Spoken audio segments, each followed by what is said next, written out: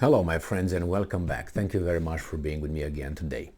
As I said many times, these weasels in charge of us and the mass media, the ones that shape our opinions, supposedly, they don't jump from A to Z.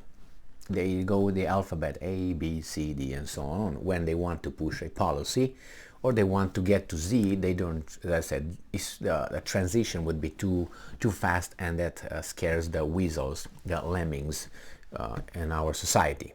Therefore, they have to work on these guys. They are the easiest to manipulate, change their whatever they have or not over there. Therefore, you have to slowly work with them. You can't just A to Z. You have to slowly prepare them. In this case, the United States of America has troops in Ukraine. We already know that, and if we didn't, at least we had a gut feeling.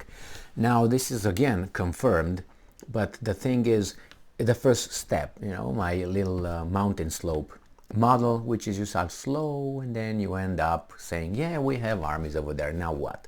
And you say, how in the hell we escalated from 0 to we have armies over there? How come? And you say, well, because this is where first were some trainers, some observers, some military advisors, some maintenance crew, some this and that, and then you figure out, wait a second, those are not what they say they are. They were active combatants. So, in this case, I have this article where the Russians, because who else would tell you this? The Americans, I don't think so, tell you how these things escalated in time, and how American boots on the ground in Ukraine will turn into being full-fledged military, US military in Ukraine, which I think it's already there, and it's not only me saying that, there are many others. Now, this article comes from Sputnik. Oh no, oh yes. And it is from today, the 4th of November 2022. This is the title: American boots on the ground in Ukraine risk escalation, but follow an old US playbook. I totally agree with that, and all you need to do is just pay a little bit of attention to what's going on and what was going on in the past, and you're going to see the same tactics. Why?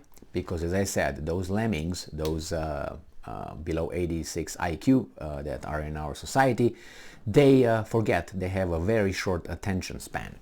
And that attention span allows these weasels in charge of all of us to do the same thing over and over, because they get the support of that little group. And that little group, which is not really little if you really want to go by that, and they are the supporters. Unless they, they can fool that group, but it's very easy to fool them. You scare them a little bit, boo, and they're going to be like, I do whatever you want me to do. The United States has deployed and I'm quoting, small number, that's in quotation marks, of troops in Ukraine, ostensibly to carry out inspections, to make sure that the tens of billions of dollars in armaments shipped to the country aren't pilfered by Kiev. I don't know what that pilfered by Kiev means, probably mismanaged, I'm assuming. Moscow has spent months warning of the dangers of sophisticated weaponry falling into the hands of arms dealers and criminal groups. I think that's already past. It's done, and it's going to be continuing. The deployment of US troops in Ukraine, supposedly to carry out an accounting of Western arms aid to Kiev, threatens to dramatically escalate Russia-NATO tensions, especially if Americans end up getting injured or killed in Russian air and missile strikes against Ukrainian weapons stores. Totally agree.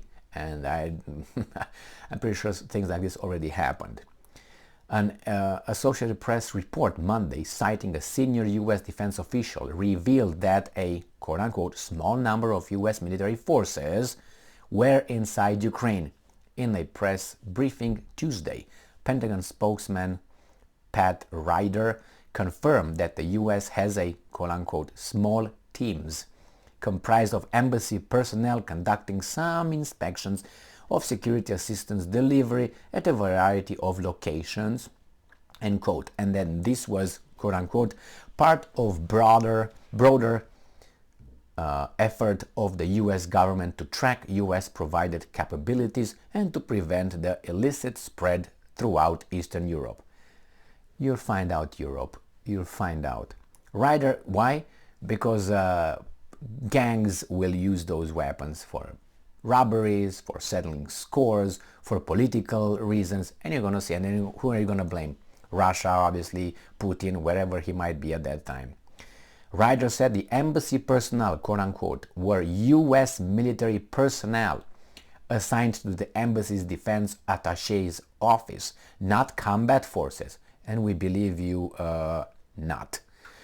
And I'm quoting, in terms of personnel that are conducting these inspections, my understanding, and you say, well, I was wrong, my understanding was wrong, is they would be well far away from any type of frontline actions. We are relying on the Ukrainians to do that. We're relying on other partners to do that. So that means it's not only the Americans, that's other partners. Who are the partners? They already mentioned Ukraine, so it means someone be, other than Ukrainians. So it says here, right? We are relying on the Ukrainians to do that, comma, we're relying on other partners, plural, to do that. So it's more than Ukraine. And he says, why now? This is a question this article asks. Deployment comes in the wake of reports that as little as 30% of the estimated $27.5 billion in U.S. military assistance to Ukraine has made it to the front lines, and admission by the U.S. defense and intelligence officials that Washington has no clue where the aid is actually going. We're going to find out, I bet. Last week, Finnish law enforcement reported that weapons sent to Ukraine has found their way into the hands of motorcycle gangs and other criminal groups across Northern Europe, Denmark and the Netherlands. This summer, Interpol chief Jürgen Stock warned that, quote-unquote, the high availability of weapons in Ukraine would result in the proliferation in illicit arms and post-conflict phase. Well, so this strategy of starting slow and going fast worked before. So the U.S. strategy of deploying troops to a conflict zone is a bid to solidify their allies is nothing new, and continues a risky strategy of escalation that goes back to the Cold War, when Washington and Moscow would often place troops in allied nations and client states to signal to one another that any attack on these countries would constitute an attack on the US or the USSR. The US took this strategy to a new level in Syria.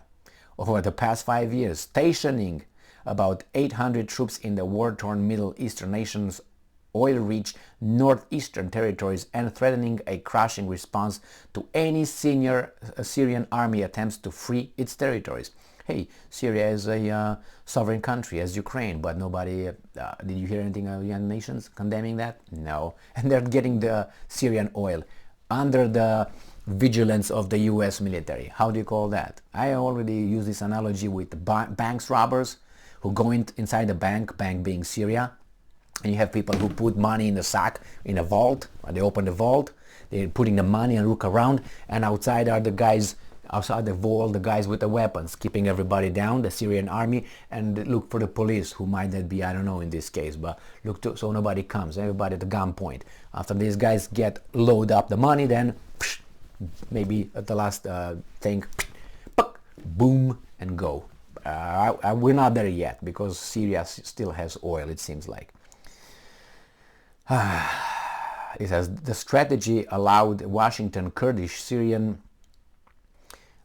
democratic forces allies to control over 90% of Syria's oil reaches, as well as wide swaths of the country's most fertile agricultural lands, and to illegally export these resources abroad. The strategy has enabled the US to effectively starve Damascus and undermine its efforts to rebuild from the foreign-backed conflict fomented a decade ago, prompting Russia and Iran to provide the ordinary energy and food self-sufficient nation with emergency food and energy aid.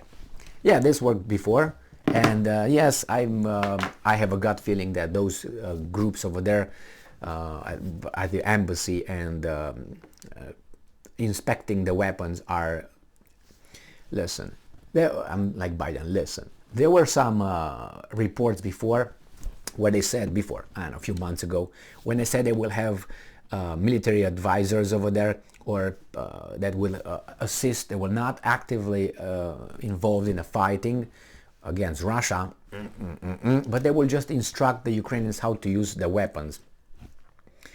Colonel McGregor, Douglas McGregor, the retired colonel, he said those are contractors that are using the HIMARS. It's not the Ukrainians who are incapable of doing it so fast, learning. Not that they're incapable because they are like that. No, it's because they didn't have enough time and training. That's why, according to Colonel McGregor, they are contractors operating those. And I'm assuming these guys who are training the Ukrainians are not just staying and say, yes, okay, you do that, yeah, you push that, yeah, turn that level, yeah, look over there, okay. No, I can't touch it. I said I will not touch it. Oh, they're shooting at us, I can shoot back. I don't think that's what occurs over there. I think they're actively pum pum pum. I think that's what happens. And I think there's also with weapons and maybe conducting some strikes here and there, a little bit not in the front line. When I'm talking about, they're not sent, okay, go over there, but to clear the clean whatever is left over, if you know what I mean.